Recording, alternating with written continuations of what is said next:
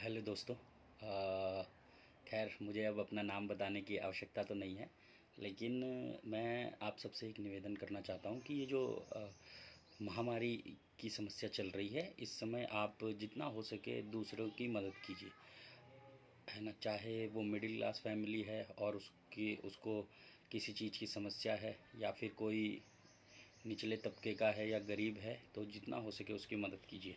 मैं आपको ये भी एक चीज़ और बताना चाहता हूँ कि हमारे साथ के जो लोग यूके या लंदन, अमेरिका और यूरोपियन कंट्रीज़ वगैरह में हैं, दुबई वगैरह में हैं, वो लोग भी सीधी सीधी रूप से पीएम केयर फंड में दान कर रहे हैं, या फिर हमारे थ्रू किसी की मदद कराना चाह रहे हैं।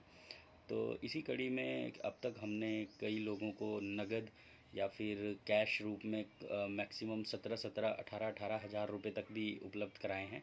और राशन वगैरह जो हम दूसरे को मुहैया करा पा रहे हैं, उत्तराखंड पुलिस और उत्तराखंड प्रैंकस्टर की टीम की तरफ से, या फिर हमारे जो रायपुर में हैं, जो हमारी अपनी टीम है, उनकी तरफ से हम पूरी की पूरी कोशिश करा रहे हैं कि समय अंतर्गत हम जितना हो सके उनको राशन वगैरह उपलब्ध करवाएं। और जैसे अभी किसी की हमने ब्लड खरीदने में भी मदद की थी, तो खून आईएमए बैंक में मिल रहा है। और जिनके पास पैसे नहीं हैं, क्योंकि वो कभी 2200 रुपये का दे रहे हैं खून की एक यूनिट, कभी 3000 की दे रहे हैं, और कभी कभी वो जो प्लाज्मा था वो 6-7 हज़ार रुपये का दे रहे थे। तो उसमें भी हमने, जिनके पास पैसे वगैरह की बहुत ज़्यादा प्रॉब्लम हो गई थी, तो उनको हमने पैसों की व्यवस्था इधर उधर से करके उनको हमने उनके खाते में डायरेक्ट अकाउंट में डलवाए, और खून वगैरह परचेज़ कराने की जितनी अपनी तरफ से हो सका हमने उनका प्रयास किया। तो खैर इस महामारी के समय धन्यवाद करने के लिए तो काफ़ी लंबी चौड़ी लिस्ट है। तो इसलिए मैं सबका नाम तो नहीं ले पाऊँगा, लेकिन खैर आप लोगों से यही गुजारिश है कि हाँ, सब के सब साथ रहें, अपने आसपास देखें किसी को कोई मदद तो नहीं है।